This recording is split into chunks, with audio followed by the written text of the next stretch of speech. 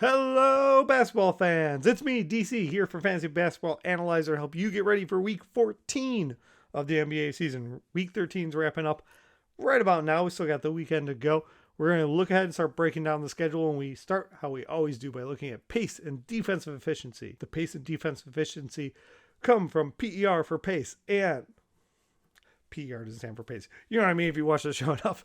The defensive efficiency comes from cleaning the glass because they cut out the garbage time at the end of the games, which makes the numbers a little more reliable because we're not looking at blowouts or bench squad against bench squad as much. We can kind of get what we expect them to do. We take these numbers, though, which have not changed from the prior video. I'm still on the road. I'm recording this in the past. And we apply them to the Week 14 schedule. So I warned you last week, Week 14 is interesting. We have a lot of disparity in the games played. Chicago and Detroit have the game in Paris, so they only play one game because of all the travel this week. Orlando, San Antonio only play 2 games, which is not as bad when you compare it to only one. Toronto, on the other end, has 5 games, which is awesome, unless you're a player and having to do all that travel. It sounds pretty tiring, but it's great for fantasy, which leaves a remaining 11 teams have 3 games and 14 teams have 4 games. So still most of the league has higher volume. You can get 14 teams with 4 games and then the one obviously with 5 games. So I guess it's dead even split between most, but it's a pretty game heavy week this week. Be on the lookout next week. Golden State, OKC, and Philly only have 2 games. Pretty 3-game week heavy that week, but we've got 3 teams with only 2 games in your weekly lock leagues. That's going to spell trouble. For the DFS players out there, I would hit up Brooklyn a lot this week. They get Spurs, Phoenix, Utah, Golden State. Those are pretty favorable matchups overall. Maybe Phoenix not so much, but they're not at the bottom of the pack like they were last season. But obviously, you get Spurs, Utah's up in pace, Golden State's up in pace. It could be a lot of numbers there, and we're going to talk about them when streaming, hence the Brooklyn gear. For back-to-backs, they're kind of spread out. Toronto has 2 sets of back-to-backs because they play 5 games. That's kind of how you see that anytime a 5-game week comes out. There are some of our trouble teams to kind of look out for, though. Brooklyn has a back-to-back. Might see rest there, but they're on the road, Phoenix and Utah. So if they're both traveling, they'll probably play. I wouldn't be shocked if we saw a Utah rest game from someone there. Clippers have a back-to-back. Philly at Utah. Probably going to see some rest there because Clippers always do. The Lakers do have a second leg of a back-to-back coming into the week against Houston. Not sure they got the firepower to rest anyone, but let's make a note of it. Golden State is coming in the back-to-back at Washington and then at Boston at Cleveland. These are games that should be interesting, specifically the Boston and Cleveland matchup, but I don't know that Clay's playing all those back-to-backs, so there might be some rest there. New Orleans, no back-to-back, and no Zion as far as we know, at least as of me recording this today. And Philly's all spread out, so no worries there.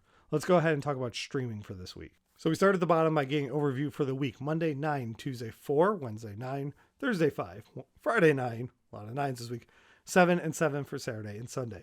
So there's 4 really good days that you can get after where less than half the league plays. Tuesday and Thursday in particular are big time because there's only 4 and 5 games. Toronto plays 5 games this week. Obviously, if you can pick up someone from Toronto, you'll get the most use out of them because even the high volume days this week at 9 isn't impossible to work someone in, but 4 of their 5 are on good streaming days. They get both the 4 and the 5 game day, which is great. There are a couple other teams that do that, but Brooklyn's schedule, if you take a look, they get the Spurs, Phoenix, Utah, Golden State, like we talked about, so they get both of those low volume days, and then I like them against Golden State at the end. But the key is that they have the 2 lowest volume days. If you want to look at Philly, they get Clippers, Portland, Sacramento. It's only a 3-game week, but all 3 of those are on low volume, and you could maybe pivot to someone else. There's a lot of games on Sunday. You could try and switch it up if you went that way. Portland's got the 2 low volume days too, Denver and Philly, but then their 3rd game is Lakers on Sunday. So that pickup doesn't get you as much because you've got 2 days where you're not using them there. So I would say flip to someone else like, I don't know, Phoenix.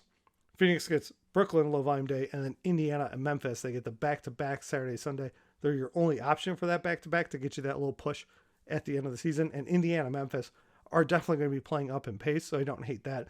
If you go, somewhere else at the end of the week, look for Phoenix, see what you can do there. So end of week options for Phoenix, maybe Landry Shamet, maybe Torrey Craig, Cam Johnson, if he's back. Made me drop my stress ball.